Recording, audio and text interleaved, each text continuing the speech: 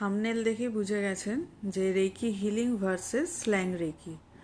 তো এই দুটো রেকি নিয়ে মানে খুবই প্রবলেম হয়, লোকেদের মধ্যে কনফিউজ হয়ে যায় যাদের আইডিয়া নেই রেকি সম্বন্ধে। তো সেটা বলার জন্যেই আমি আজকে এই ভিডিওটা বানিয়েছি। সবাইকে স্বাগত জানাচ্ছি নিবেদিতার আড্ডাতে। আশা করি সকলে খুব ভালো আছেন।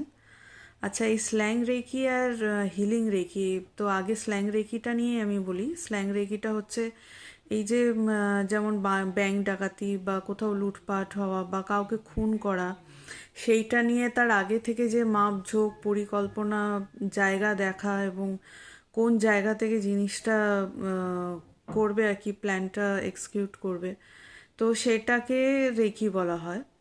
আর রেকি হিলিংটা কিন্তু সম্পূর্ণ আলাদা। দুর্ভাগ্যবশত যে রেকি, স্ল্যাং রেকি আর রেকি হিলিংয়ের কথাটা হচ্ছে সম্পূর্ণ উচ্চারণ বলুন, স্পেলিং বলুন, দুটোই এক, যার জন্য লোকের একটু কনফিউশন হয়ে যায়। কিন্তু রেকি হিলিংটা হচ্ছে জাপানিজ মেথড এবং এটার আবিষ্কারক হচ্ছেন ডাক্তার মিকাও ইউসুই, যিনি জাপানিজ ছিলেন এবং ডাক্তার ছিলেন নিজে, এবং উনি এই রেকির আবিষ্কারক। রেকি হচ্ছে পাওয়ারফুল একটা হিলিংয়ের মধ্যে পড়ে, যার দ্বারা স্ট্রেস, সমস্ত কিছু ট্রিটমেন্ট কিন্তু রেকির দ্বারা হয়। আজকাল আমার মনে হয় রেকি অনেকেই জানবেন, কারণ অনেক গ্র্যান্ড মাস্টাররাই রেকি নিয়ে অনেক কিছু ইউটিউবে অনেক চ্যানেল পাবেন, অনেকেই অনেক কিছু বলে। কিন্তু অনেকের মধ্যে কনফিউশনও হয়ে যায় যে এই রেকিটা কি, এটার দ্বারা আবার খারাপ কাজও হচ্ছে। রেকি হিলিংটা কিন্তু একটা ডিভাইন পাওয়ার, এটা কোনো খারাপ কাজ নয়। তো আপনারা কেউ যদি মনে করেন রেকি শিখতে পারেন, কেউ যদি মনে করেন রেকি হিলিংও নিতে পারেন, এবং এটা কিন্তু খুব লাভদায়ক, ভীষণই লাভদায়ক, এবং প্রত্যেকটা ট্রিটমেন্টের জন্য কিন্তু রেকি নেওয়া যায়, রেকি ইউজ করা যায়, হিলিং হোক বা নিজে যদি শেখেন নিজেকেও নিজে হিল করা যায় রেকি দিয়ে। এবং নিজে শিখলে পরে ফার্স্ট ডিগ্রিটা যদি শেখেন সেটা টাচ থেরাপি, এবং সেটা দিয়ে নিজের ঘরের লোকেদেরকেও টাচ থেরাপি দিয়ে ট্রিটমেন্ট করা যায়।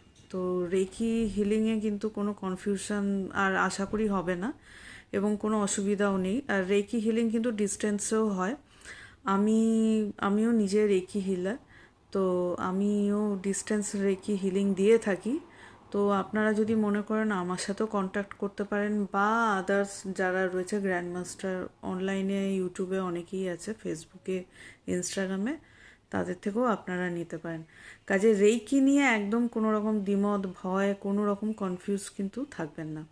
রেকি হিলিংটা ভীষণই ভালো জিনিস, খুবই উপকারী, এবং নিজের উপকার হয়, তার সাথে সাথে নিজের ঘরের লোক, আশেপাশে যার মনে করবেন উপকার করবেন, সেটা কিন্তু করা যায়।